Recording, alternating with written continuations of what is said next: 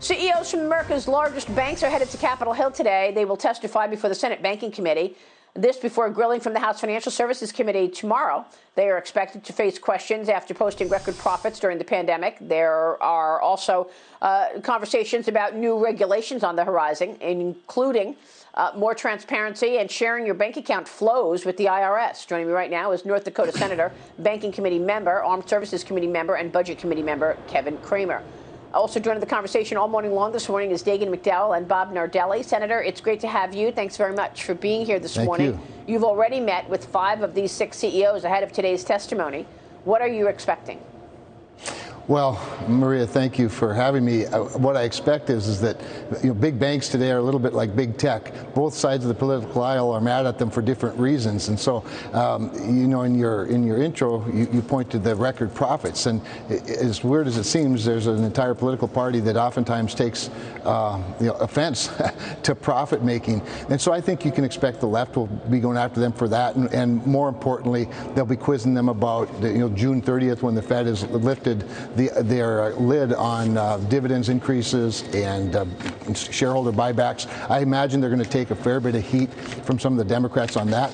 From me and my colleagues on the Republican side of the dais, I think you can expect us to challenge some of their ESG policy positions, the categorical exclusion of certain industries such as firearms, or at least certain types of firearms industries, coal, oil, gas, and I think you can expect a fair bit of pushback relating to their statements about really in opposition to election integrity measures taken on by some of the states, particularly the Georgia election laws. And so I just think I think there are going to be a lot of 5-minute speeches disguised as questions. Yeah, I think you're right. I'm looking at the list that the Democrats put together. They're talking about CEO pay.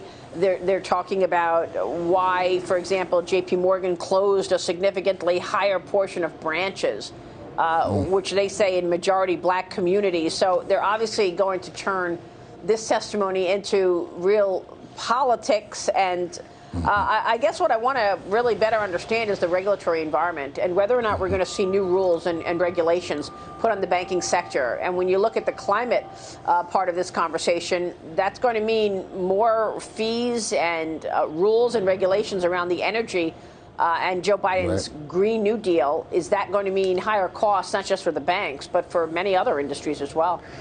Well, it certainly will, Maria, and this was the point of pretty much all 5 of my discussions with the 5 individuals that I met with.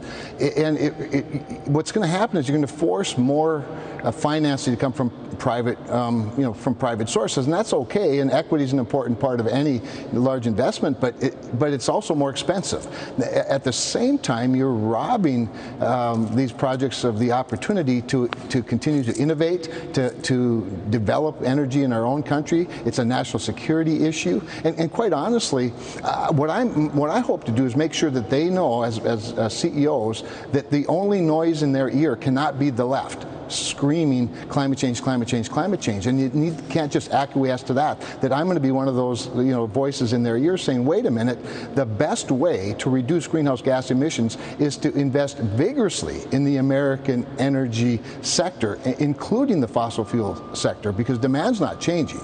And I'd certainly rather develop fossil energy in the United States than acquiesce it to Venezuela or Russia or Africa, or Iran, God forbid. You talked about in the earlier piece, the Iranian negotiations going on. They're actually negotiating lifting the oil export ban, the sanctions on Iranian oil, while supporting the Nord Stream 2, a Russian pipeline, all the while shutting down America's energy infrastructure. So it makes no sense, and we just want to make sure that the banking community realizes these are legally, constitutionally protected industries, and you can't categorically exclude them just because the left is making a lot of noise.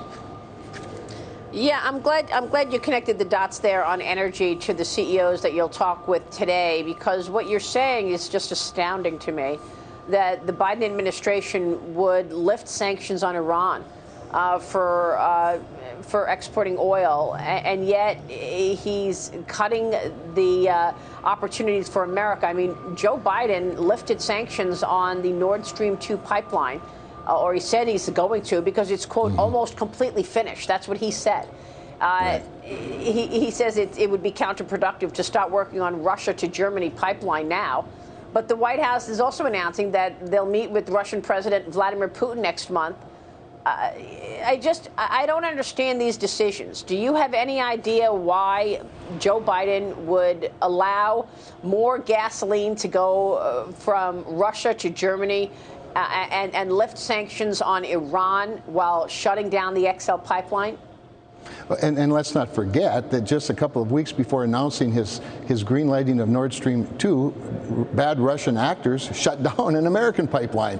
No, it makes zero sense. It's chaos. It's bad for our economy. It's bad for national security. And it's bad for the environment. Other than that, it's a swell idea.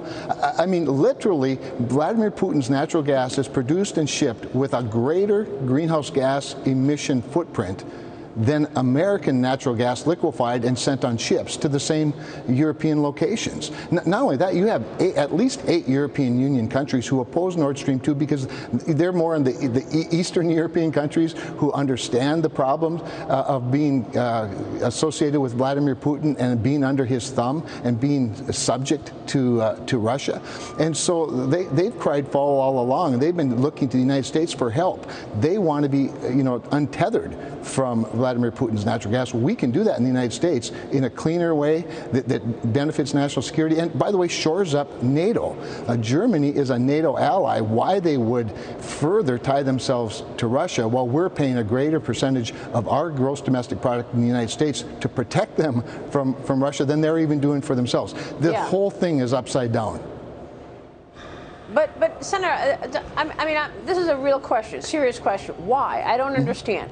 Who's running this agenda? Why would we be doing this? Why would we be making these moves that actually hurt the American people? And when you look across the agenda, I'm trying very hard to find one policy that's actually been positive for the American people. I mean, you can throw money at a problem, sure. Give me $300 for extended unemployment. Give me $300 for my kids. Fine.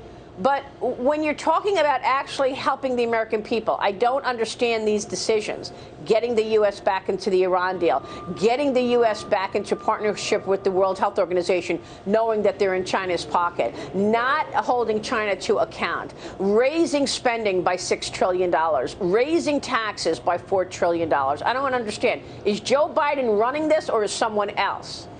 Yeah, so great question, and I try not to impute the motives of anybody whose head I'm not inside of. But it is a curious question. I mean, let's add to that the border crisis. One of the things I think that happens is there's actually an intellectual disconnect, Maria, and that is it doesn't seem that Joe Biden understands the obvious consequences of certain behaviors. I mean, putting more money, free money out into the marketplace is naturally going to lead to higher prices and ultimately inflation. Inviting 2 million Central Americans to just cross the border and be released in the middle of the country is logically going to require or is going to invite exactly what's happening at the border. And with several other examples that you've cited, I don't know why they're doing this, except that socialism is a legitimate term now in the Democratic Party's mantra, and that somehow they think that this could lead to a more dependent electorate, and therefore it could shore up their election chances well into the future. But some of it's also just fundamental philosophy. They're able to do now with complete power in all 3 branches, or the 2